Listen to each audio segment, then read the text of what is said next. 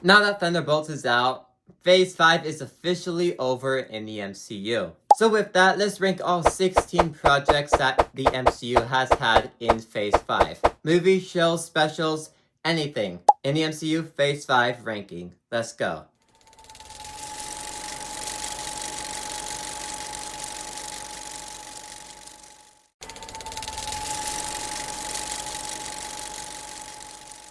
Talk about a show that did not hold up on rewatch. When I first watched the show, I enjoyed it. Wasn't great, but I enjoyed my time with it. On rewatch, completely missed the mark.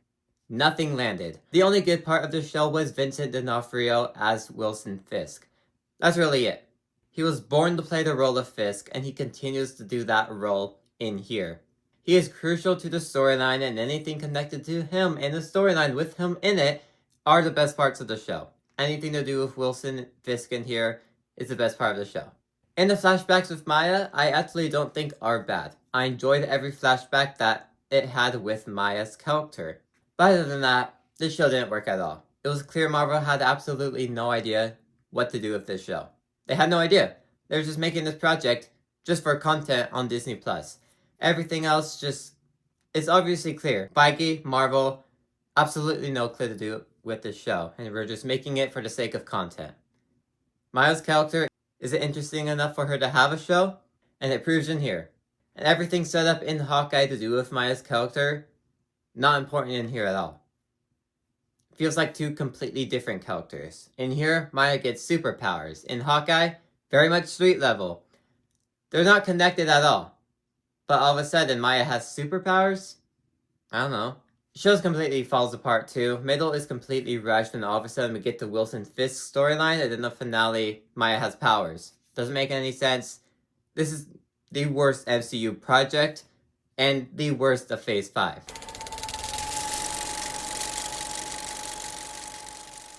This movie will go down in history as the most pointless movie in the MCU. Especially since that Kang is no longer a focus in the multiverse saga, so anything to do with Kang is officially the most pointless thing in the entire MCU. And it's a good thing the movie's bad, because if it was great, everything in there is pointless all of a sudden. We can all say Jonathan Majors is easily the best part of this movie. His acting, bringing the role to Kang, best part of it all. And I feel like the post-credit scene did do a good job at setting up the future and making you excited for Kang. But, like I said, that's no longer important at all, so it's completely useless. The plot is boring. Come on, this is your introduction to Kang to the general audience in the movie theater. You picked the worst possible way to introduce him. You have him get beaten by Ant-Man. Ant-Man, the weakest Avenger. One of the weakest superheroes there is. You have your next threat that the Avengers have to fight get defeated by Ant-Man. I always hated that, and I still hate it even on the rewatch. Ant-Man and the Wasp Quantamania was the start of Phase 5, and probably the worst possible way to do that. The phase that was building up to Avengers Doomsday, or Kang Dynasty at the time. But this movie fell too short that not even Ant-Man could compare to size.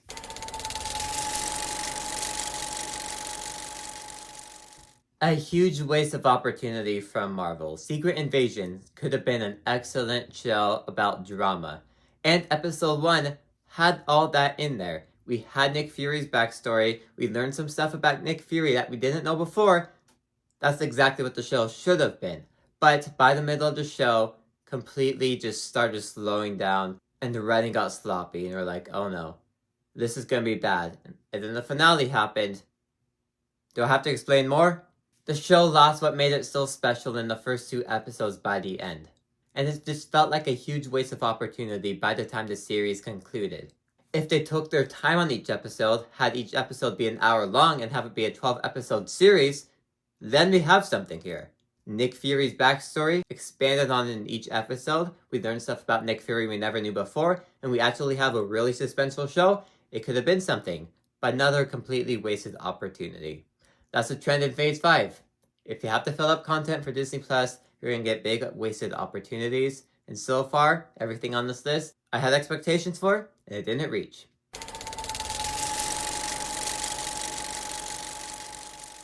Sam Wilson just deserved better for his first Captain America movie. The Falcon and the Winter Soldier did it significantly better than what Captain America Brave New World did. Sam Wilson just deserved better because you're following up Civil War as your last Captain America movie. The general audience is going to expect that kind of level, and it just never quite reached it. You can tell the movie was obviously made with a bunch of reshoots, bunch of rewrites. Stuff are wasted, stuff are barely explained. Just almost every problem a movie could have, this movie has it in there. Which is disappointing because this is Captain America. This is your introduction to Sam Wilson as Captain America. He is Captain America. Falcon and the Winter Soldier just did it way better. And that's the show. Your movie needed to be big. And instead we get a choppy mess.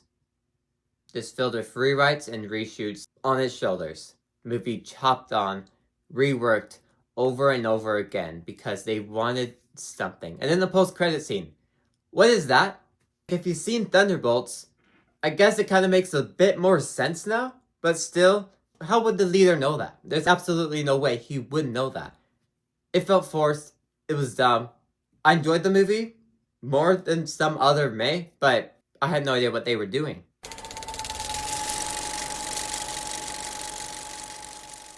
Now there is aspects in Season 3 that I like more than Season 2. We still have good episodes in here that I enjoyed, but the show is missing what made the show so great in the first place. What If? Season 3 doesn't feel like What If. It feels like a multiversal different storyline. In the first episode, Season 1, the Watcher says, ask the question, what if? And then we see what happens if that never happened. Instead, this happened instead of this. But now, Season 3 is more of, it's not what if, it's something else happened entirely in the past, and now this is what it looks like present day. Because we get a lot of episodes in here that just don't match the concept of what if. Seriously, every episode in here is not what if. Because they're just not what if anymore. You completely lost the concept of the show. Now, I do enjoy the first 4 episodes, but then the last 4 episodes are all like, what are we doing with what if anymore? If the last 4 episodes is seriously all what the show was going to be, if they did continue into a Season 4, good thing you ended off in Season 3. What If is yet again, Season 3, another completely wasted potential show. For the final season, we could have gotten, what if the other half was blipped? What if Howard Stark was still alive? I don't know. Something more interesting.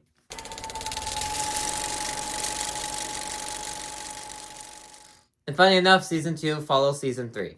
Now, Season 2, I enjoy a lot more because it actually feels like a what if. The episodes in here are more what ifs than Season 3, but still has all the problems Season 3 has. It has half the episodes are great, the other half suck. It's like that. And Season 2 was very much more Captain Carter heavy. Marvel was really pushing this character out there, especially when Season 2, 4 episodes are Captain Carter focused. I enjoy What If episodes in here. I liked the finale enough to enjoy it. And What If concepts in here do stand out, and I love that Christmas special. Although Die Hard is not a Christmas movie, I still enjoyed that special for what it was. But just half the episodes are great, half of them are bad. Still has the What If concept, but too much Captain Carter. I enjoy it more than Season 3 because I do like the episodes that are good more, and it has the What If concept, but still has all the problems Season 3 had. What these shorts are sweet, innocent fun. That's all what they're really meant to be. They're not meant to build upon, set up Doomsday. They're just meant for fun. Marvel has stopped making them, but when we did get them, they were sweet, innocent fun. That's all they really served. They weren't meant to build upon something in the MCU, and I'm glad they weren't able to. This is something that you put on to have time with, time to kill, quick 15-minute seasons. They're really short and sweet, and I loved it when it did fast. This season only really existed for content on Disney+, but it is sweet, innocent content, and that's all I can really say about the show because that's all it is. And I enjoyed it when it lasted.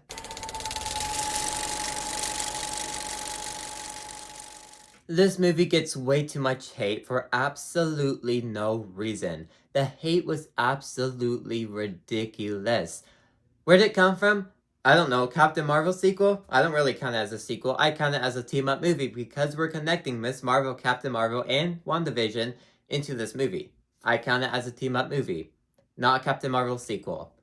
And out of everything in Phase 5, this and Deadpool and Wolverine are the ones that I have rewatched the most. Because this movie is sweet, innocent, fun, and is very rewatchable. Iman Vellani, I have met her, is the best part of this entire movie.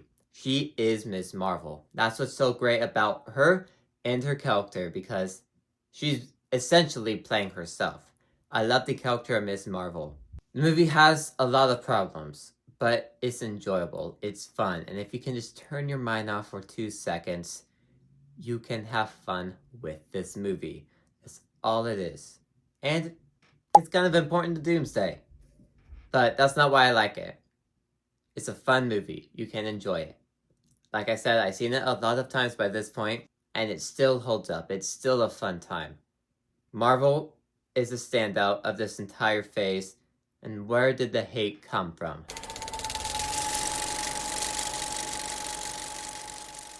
Daredevil Born Again had a lot of things I loved. A lot of things that carried over from the original show. The talk scenes are very much still the best part of the show. The character arcs are yet again still the best part of the show, but it's missing stuff that was in the original show, but is not in here. We're missing Karen, we're missing Foggy, and the plot overall is just not as strong. I liked elements, I liked the character arcs, but compared to the original show, it's a very big downgrade. But I still really liked Daredevil Born Again Season 1. I'm excited to see what they do with Season 2, but there's a lot of elements in Season 1 where it felt rushed, story was choppy. Like Muse, for example. What happened there? I don't know. I love the character moments. I love what they did with most things. But Season 2 needs a big upgrade. Since it wasn't on the tier of Netflix, it came off as disappointing, and I really wanted more from this show.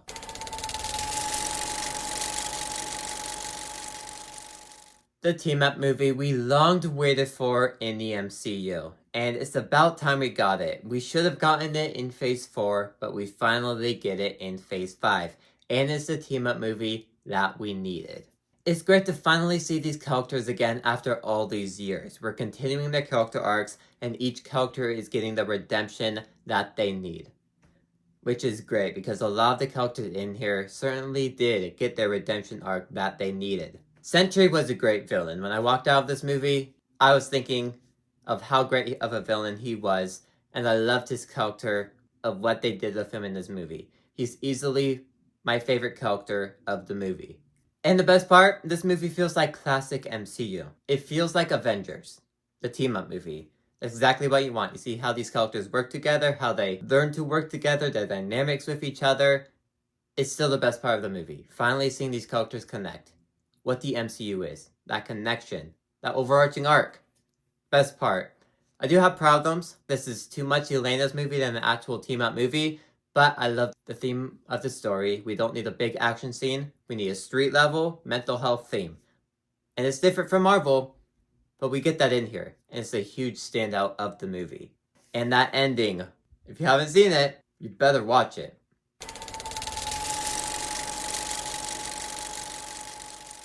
Now, the show is essentially Season 2 of WandaVision, which I'm completely fine with, because Agatha All Along blew out of the water. No one was excited for the show. They thought it was going to be on the same level as Echo. But Agatha All Along is almost on the same level of WandaVision. I love what they did with Agatha All Along. Especially on rewatch, it works so much better. Now, the last episode does feel out of place, but I don't really see a better spot for it because you can't really do much with it. But other than that, completely love the show. Makes me way more excited for Vision Quest. Because we had WandaVision, Season 1. We had Agatha All Along, essentially Season 2. So Vision Quest is essentially Season 3.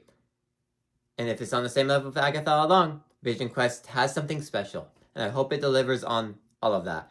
Because Agatha All Along blew expectations out of the way and turned out to be a really good show and one of the better Marvel shows on Disney+.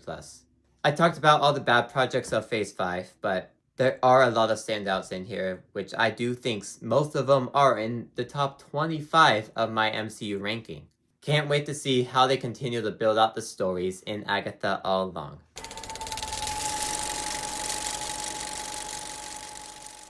Now, real quick, you guys might be like, X-Men 97 is not in the MCU, neither is your friendly neighborhood Spider-Man, which will pop up later on this list. But what I have to say to that is, it's on the Multiverse Saga on Disney+. Phase 4, Phase 5, Phase 6. We're confused by it. Although it's not technically in the MCU, it also is like, why is it on the Multiverse Saga timeline then? I don't know. It's not in the complete timeline, just the Multiverse Saga one, which, if Phase 5's in the Multiverse Saga, would that mean X-Men 97 and your friendly neighborhood Spider-Man would be part of Phase 5? I don't know. I'm including it anyways just in case. This is not only the perfect way to continue off of the original show, this is the perfect X-Men project. Before Deadpool and Wolverine, I've only seen the original trilogy of X-Men movies, and I never really cared for the characters. That is until the original X-Men show came out in 97. Just like that, I cared for all the characters. Wolverine, Cyclops, anyone. Not just Wolverine, because X-Men 97 shows the X-Men as a team. It's not the Wolverine show with the X-Men in it, it's the X-Men. Cyclops, Sheen, Rogue, Gambit, they're all relevant. In fact, Wolverine is more pushed back, showing that X-Men are the X-Men. You do not need Wolverine in here. They're the team. They're a family. Marvel knows how to handle the X-Men, and X-Men 97 proves that. Season 2 can't come any sooner because Season 1 was great. Now, what held the shows back from being higher on this list is that episodes 4 and 6, compared to the rest of the show, not really great. And then you also get episodes that are absolutely fantastic, 10 out of 10. Then you get some episodes like 8 or 7 out of 10. So, ratings are all over the place. If it was consistent with that 10 out of 10, it can be great. But when the show hits, it's at its high moments. It's really at those high moments.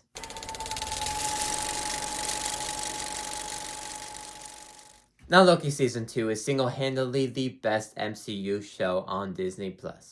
What makes Season 2 stand out the most is the closure to Loki's character arc in this show.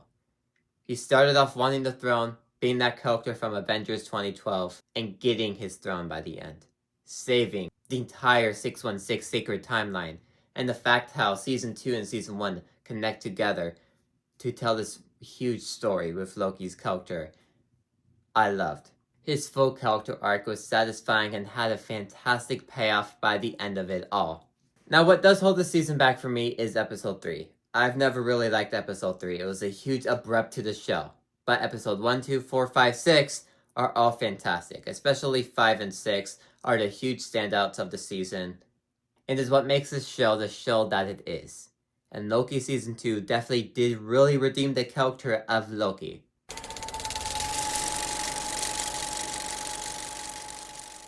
This show just proves that Sony should give the rights back to Marvel because Marvel knows what they're doing with Spider-Man. We get a street-level story focusing on Spider-Man. And they did it perfectly. What MCU Spider-Man has been missing is very much that street-level side of the story, and this show brought that back into Spider-Man. We did get that in Homecoming, and hopefully Brand New Day, but never exactly grounded, like the PlayStation games are, and the comics, of course. And I'm glad this show finally brought that. And the animation style. They're copying comic book style, but don't want to copy Into the Spider-Verse, and they made their own thing. I liked it. It very much matches the show. Marvel Animation is on a roll on Disney Plus and proves Marvel Animation is probably one of the best things happening in the MCU right now.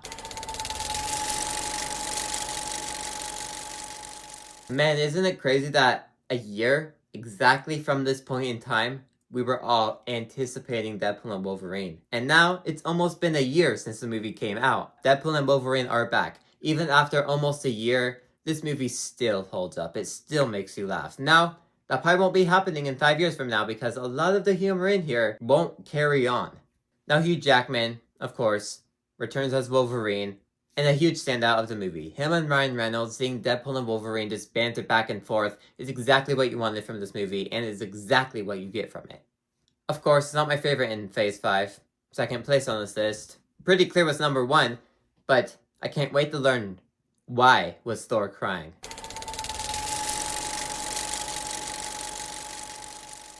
Guardians of the Galaxy 3 delivers an emotional send-off to these characters. The Guardians of the Galaxy trilogy is one of the best trilogies in the MCU. I do think Captain America is better, but Guardians of the Galaxy is very close second. James Gunn was still able to capture the same heart of the first two movies, but make it extremely more emotional. We focus a lot more on Rocket's backstory, as James Gunn always intended, and it had that emotional heart. Now what holds the movie back for me is that Rocket's not really relevant in the movie. He's very important to the overall plotline, but he's dying half the movie. You don't really get a lot of Rocket. So something's missing throughout the entire movie, and that's exactly what it is. Which is why this is my least favorite Guardians of the Galaxy movie, just because of that one problem alone. But I still love the emotional send-off to these characters, and I hope they don't return. Maybe Chris Pratt as Star-Lord, that's the only exception, but everyone else, don't return them. You ended off their storyline in the perfect way, and the most beautiful way too. Guardians of the Galaxy Volume 3 is my favorite project of Phase 5. Thank you guys for watching. If you liked this video, maybe these ones on the side of Institute too, like, subscribe. See you guys next time. Goodbye.